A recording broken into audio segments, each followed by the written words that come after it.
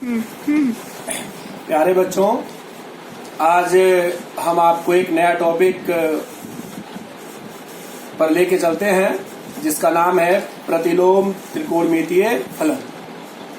First year में आपने कुछ त्रिकोणमितीय फलनों के बारे में पढ़ा है जिसको कि आप sine x, cos x, ten x इत्यादि नामों से जानते हैं। आज हम लोग पढ़ेंगे प्रतिलोम त्रिकोणमितीय फलन। पहले तो आप ये जानिए कि प्रतिलोम त्रिकोणमितीय फलन होता क्या है। तो जितने भी त्रिकोणमितीय व्यंजक हैं, साइन एक्स हो, कॉस एक्स हो, टेन एक्स हो, ऐसे जितने भी त्रिकोणमितीय व्यंजक हैं जो कोणों के मान को प्रकट करते हैं, अतः प्रतिलोम त्रिकोणमितीय फलन कोणों को मानों के रूप में प्रकट करता है।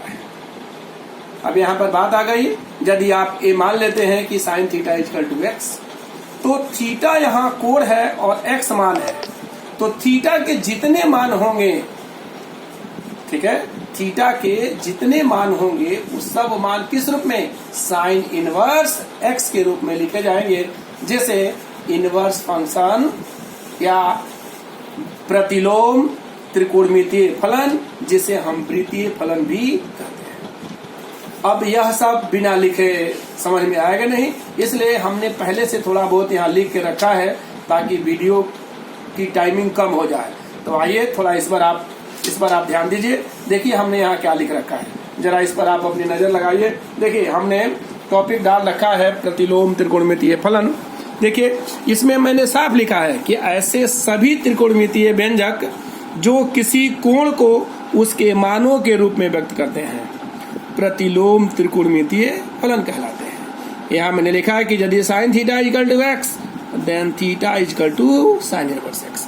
अब sine inverse x, cos inverse x, tan inverse x, cosec inverse x, sec inverse x, cot inverse x को प्रतिलोम त्रिकोणमितीय फलन अथवा प्रतिलोम वृत्तीय फलन भी कहते हैं।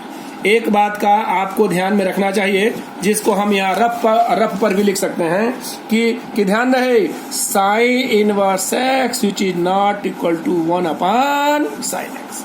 साइन एक्स का प्रतिलोम साइन इनवर्स एक्स नहीं है, यह एक अलग से फलन है जिस फलन को हम लोग त्रिकोणमितीय वृत्तीय फलन या प्रतिलोम त्रिकोणमितीय फलन कहते हैं। अब अगला इसका टॉपिक है प्रतिलोम त्रिकोणमितीय फलनों का मुख्य मान। आप फर्स्ट ईयर में पढ़े हो व्यापक मान। आपने साइन थीटा के लिए, कॉस थीटा के लिए, टेन थीटा के लिए आप व्यापक मान पढ़े हो। व्यापक मानों में क्या है, साइन थीटा का n पाई प्लस माइनस 1 के power n into alpha, cos theta का 2n pi plus minus alpha, tan theta का n पाई प्लस अल्फा।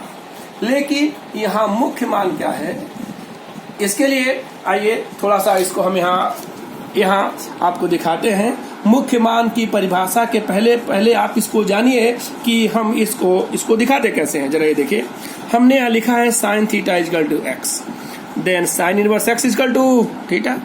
मैं यहाँ लिखा हूँ कि यदि थीटा दिया हो, यहाँ देखिए, यदि थीटा दिया हो तो एक्स का केवल और केवल एक ही मान प्राप्त होगा, परंतु यदि एक्स दिया हो तो थीटा के अनेकों मान प्राप्त हो सकते हैं।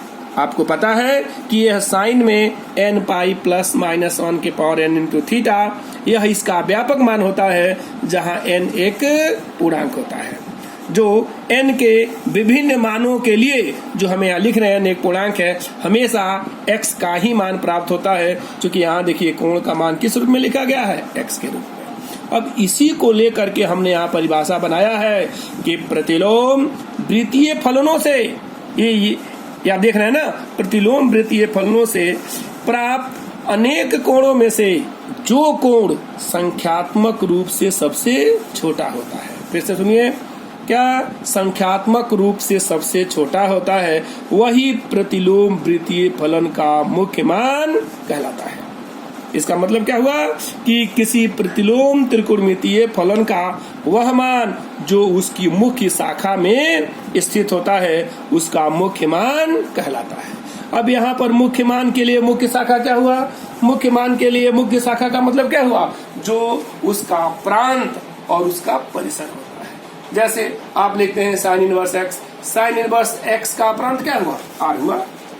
लेकिन जब इसकी हम शाखा देखेंगे तो आप जानते हैं ना कि -1 greater than x less than और इक्वल टू 1 होता है। तब इसकी जो मुख्य शाखा होगी वो -π/2 से π/2 के बीच में होगी। उसी तरीके से कॉस इनवर्स एक्स की मुख्य शाखा क्या होगी, आर होगा, लेकिन मुख्य शाखा क्या बनेगा, 0 से पाई बनेगा। टेन का भी क्या होता है, -π/2 से π/2 होता है। इस संदर्भ में आप ध्यान रखें कि जब भी हम किसी त्रिकोणमितीय प्रतिलोम फलनों का मुख्य मान निकालेंगे, वह मुख्य मान उसके मुख्य शाखा के अंतर्गत होना चाहिए। जैसे आप sine theta equal to sine inverse 1/2 equal to x आप निकाल रहे हैं, तो आप देखेंगे इसमें कि साइन इनवर्स का जो भी थीटा का मान मिले वह -π/2 से π/2 के बीच में बिलोंग्स होना चाहिए। तो मैंने आपसे ही ना कहा कि वह संख्यात्मक रूप से सबसे छोटा कोण होना चाहिए। इसी चीज को ध्यान में रखते हुए हम आपको ये जो हम आपको लिखे हैं यह भी आपको भेज रहे हैं, प्लस इसमें अटैच कर दे रहे हैं कि किस त्रिकोणमितीय फलनों का कौन सा मुख्य शाखा होता है जिसमें उसके मुख्य मान को लिखा जाता है। Thank you.